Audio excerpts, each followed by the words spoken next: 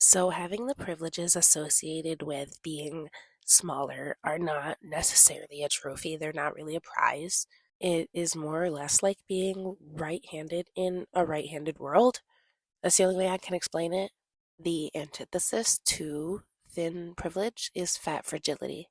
Somebody with fat fragility tends to not take personal accountability. So instead of being introspective, they will take any discomfort toward oneself that is a result of any action that you may be doing inadvertently, and they'll frame it as some great wrongdoing. Suggestions have become hate speech, and instead of accepting the consequences of your actions, they expect the world to adapt to them and move around them. This overemphasizes representation while erasing the thin experience, especially when this representation doesn't actually care about you. I talk about this all the time. Performative empathy, performative ethics. I promise you that movement does not care about you. So, what contributes to the formation of the fragile fat mindset? Keep in mind, this is coming from a former fragile fat. I was a fragile fat. So, the first pillar of this is projection. So, unresolved self image qualms become social offenses. Somebody enjoying healthy food and exercise, or somebody looking good in something that, gosh, I wish I could look good in that. Somebody expressing desire to or having lost weight. Things like that were seen as personal attacks.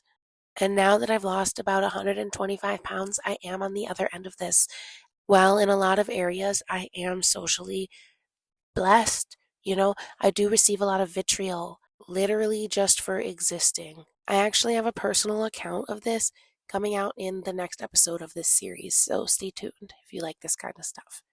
There's also a sort of cognitive dissonance. It goes from I'm fine the way I am to I know this isn't healthy to it's never been about health. It was never about health to health at every size to why does my doctor keep telling me to lose weight?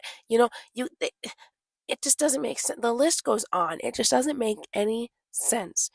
They're basically arguing with themselves because they know that the logic doesn't make sense. I feel like that's what they have these conflicting beliefs because they know that it doesn't make sense. They want to inflate their ego. Like I say, it's ego inflation disguised as social justice. That's what a lot of this stuff, almost everything can be boiled down to ego inflation wrapped up in fake. So you know what I mean? These, if you know, you know. But anyway, I am a former fat. So I have lost about 125 pounds and I am skinny now. And I'm not even that small, but I'm pretty tall is what it is. I'm relatively tall.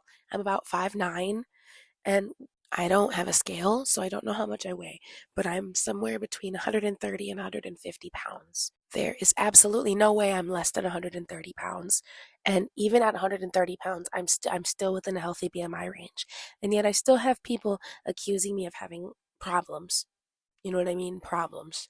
So, why is this? I think this is because the body weight spectrum has been skewed. Actually, obese is now chubby. Chubby is now just thick. Thick is now normal. Normal is now skinny. And skinny is now you have an issue. Do you know what I mean? I am already physically disabled and ill a lot. You know what I mean? I have to eat. And now that I prioritize my health and take better care of myself than ever, now people are concerned. So I think what this is a case of them basically saying if they can delegitimize my success, they don't have to face the consequences of their failure, you know? And I think it's wild how we're supposed to validate people, but when thin people express insecurity, they're fishing for compliments.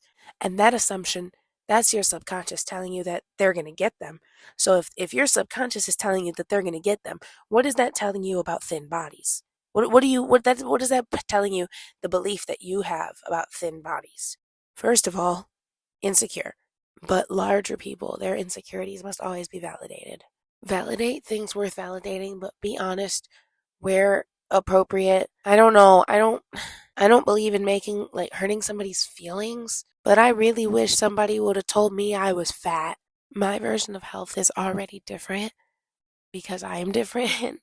But that being said, I'm at the healthiest point I have ever been at in my entire life because I work out, I eat well, I drink water. I lift weights for goodness sake. I stayed strong in a calorie deficit for a year. But having a disability didn't make it impossible to be healthy and work out. It just means I have to work a little harder. Just because I started out somewhere different doesn't mean I'm just going to give up, you know what I mean? I refuse to allow myself to be a victim. I have a few roadblocks and setbacks, but I don't have nothing can stop me. You know what I mean? I refuse to allow myself to become a victim. Like these people, they're not just a victim. Anyone who is a success in their weight loss is complicit in making them a victim, it feels like. It feels like as a former fat, I am the fragile fat's number one enemy because I embody the possibility that they don't have the discipline to face. And that goes for anybody that has lost weight or has just been, I mean that's not me, but anyone who's been blessed enough to have never been fat before. I mean, dude, I don't know. That's wow. But if you say nothing, you're complicit.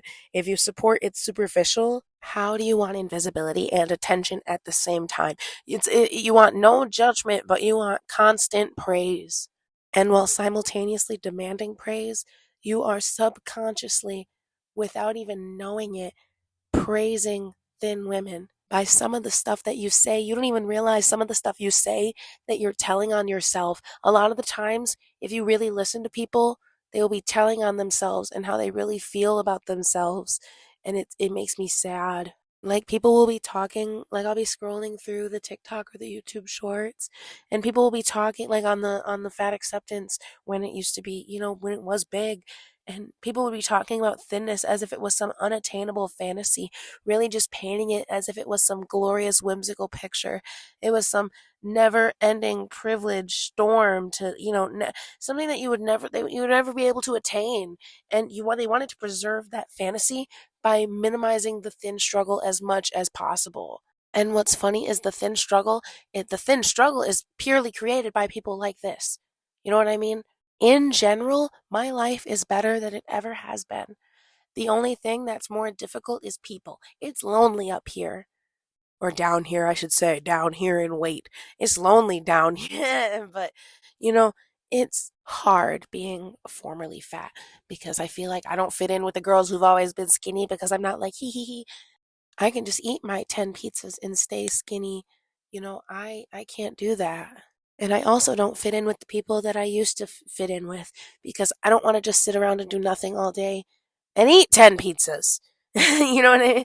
So I got one group of people that wants to eat 10 pizzas and do nothing and stay skinny. And I got another group of people who wants to eat pizzas and do nothing all day and just lounge around, loaf about and like I am beyond that now. But what do you think? Do you know anybody that has this fragile mentality around their weight like this and takes it out on you? Or maybe somebody who constantly fantasizes about being thin while hating on thin women in practice? Do you feel like thin privilege outweighs the thin struggle? Because I really do. I just feel like the thin struggle is something fabricated by people who are unable to take accountability for their actions. Short of being literally full body, four limb, like quadriplegic, paralyzed. You know what I mean? I just can't explain the lack of accountability. And if you can, feel free to in the comments because I've been through it all. I have literally been through it all. I told you guys I am disabled. I've seen it all. I've been on long-term prednisone. I've been through seizure medications. I've been affected by chemotherapy drugs, and they use chemotherapy drugs for things other than cancer. No, I have not. I have not had cancer. They use chemotherapy drugs for things like, you know, when you have bone marrow diseases, when you have autoimmune diseases. I believe they can use some chemotherapy drugs for sickle cell anemia. Yes, I actually just looked that up just now after I said that. Yes, I'm correct. But I say that to say all of these people, like this is all of these reasons that people give are just deflection. And I know this because I used to give them too. I used to give these exact same reasons too. I don't eat that much. Yes, you do. It's my medicines. No, it's not. Your medicines make you want to eat more. So you eat more. I'm in pain. Okay, well, you might hate me for this, but doctors kind of know what they're talking about when they tell you to exercise for your pain. It may not help my nerve pain, but it absolutely does help my joint pain in my back. It does. It helps the joint pain in my back, it helps the joint pain in my hip, and it helps the joint pain in my knee. But feel free to leave some of your thoughts, stories, examples, comments, anything down below. If you want to hear more thoughts like this, go ahead and like and subscribe. It would mean the world to me. And I'm dropping new videos whenever I have new thoughts, and that's a lot. I have a lot of thoughts. Now go and have the best, most blessed day. Make healthy choices. Honor the body that God gave you. Bye.